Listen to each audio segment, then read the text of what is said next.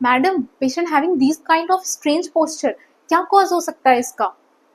Oh, this kind of posture, this is called opisthotonus posture. It is a classical sign of tetanus, यानी कि patient को tetanus हुआ है. But tetanus होता कैसे है? तो ये जो टेटनस है ये obligate anaerobic Clostridium tetani bacteria की वजह से होता है. ये बैक्टीरिया पर्सन की बॉडी के अंदर एंटर कैसे करता है? तो ये जो बैक्टीरिया है ये किसी भी टाइप के इन्फेक्टेड स्किन एब्रेशन या फिर डीप वुंड हुआ है, या तो बर्न है, या एनिमल बाइट्स है, या फिर अनस्टेराइल सर्जरी किया है, यानी कि अनस्टेराइल इंस्ट्रूमेंट्स को यूज करके अगर सर्जरी किया है तो उसकी वजह से हो सकता है. और तो और ये बच्चों के अंदर कैसे होता है? नियोनेटल टेटनस कैसे कॉज करता है? तो अगर डिलीवरी के टाइम पे अम्बलाइकल कॉर्ड को जब कट किया गया और वो जो कटिंग के लिए सीजर यूज किए, वो सीजर अगर कंटामिनेटेड है यानी कि अनस्टेराइल है, तब भी क्या हो सकता है? यहाँ पे नियोनेटल टेटनस कॉज कर सकता है. अब यहाँ पे ये जो माइक्रो ऑर्गेनिज्म जब बॉडी के अंदर एंटर करता है, तो बॉडी के अंदर एंटर करने के बाद में ये क्या करता है? कुछ न्यूरोटॉक्सिन्स रिलीज करता है.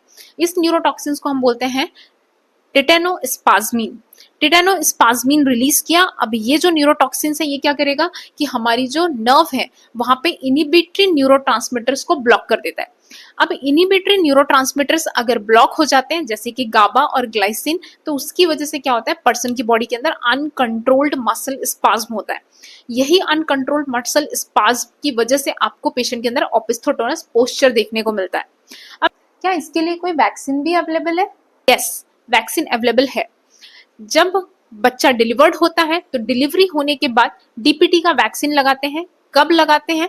तो 6, 10 और 14 वीक्स में लगाते हैं. इसके बाद बूस्टर डोज हम लगाते हैं. तो बूस्टर डोज जो है वो कब लगाएंगे? 16 टू 24 मंथ्स में. 16 टू 24 मंथ्स के अंदर बूस्टर डोज. उसके बाद नेक्स्ट कि एडोलसेंट पीरियड में आ गया बच्चा, तब हम 10 ईयर में और 16 ईयर में अगेन इसको रिपीट करते हैं. कोई पर्सन जिसको अभी अभी कुछ डीप कट्स हुआ है, कंटामिनेटेड वुंड है, तो ऐसे पर्सन के अंदर आपको पहले तो हिस्ट्री लेनी है. हिस्ट्री में आपको पूछना है कि लास्ट 5 ईयर में आपने टेटनस का वैक्सीन लगाया है.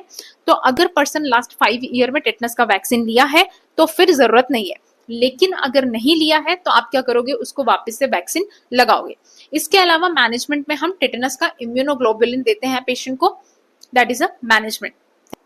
Thank you madam.